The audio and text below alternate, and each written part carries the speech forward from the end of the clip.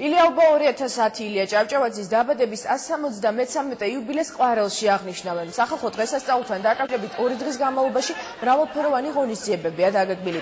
ილია ჭავჭავაძის სახლ-მუზეუმში კახეთის ფოლკლორული ანსამბლებისა და სხვა შემოქმედებითი კოლექტივების მონაწილეობით ღონისძიება ტარდება.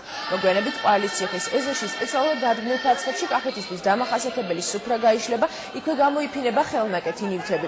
სახალხო ზეიმის შემდეგ სახლ-მუზეუმში რუსთაველისა და მარჯანიშვილის სახელობის თეატრების ილია ჭავჭავაძის ნაწარმოებებზე შექმნილი პიესები და ნაწყვეტებში ასრულებენ. დღის ბოლოს კი ყვალის ცენტრში ქართველი შემსრულებლების კონცერტი გაიმართება.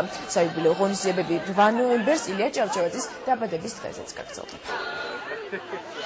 კახეთის ყველა კუთხიდან ჩამოდიან მოსახლეობა, როგორც ხედავთ, მოაწყეს პატარა ესეთი სტენდები და ფაცხები, სადაც წარმოადგენენ თავიანთ პროდუქციას, ხელნაკეთობა ნივთებს. იქნება ეს ბაზრობა გაყიდვა. ასევე იქნება ქართული ფოლკლორული, ანუ ადგილობრივი კახური ფოლკლორული ანსამბლების კონცერტი. თბილისიდან არის ასევე ჩამოსული ხრიდოლი, რომლებიც ძველ ქართულ ორთაბრძოლაში ორთაბრძოლას გამართავენ და ბავშვებსაც ასწავლიან რამოდენიმე ილეთს. ერთ წელიწადში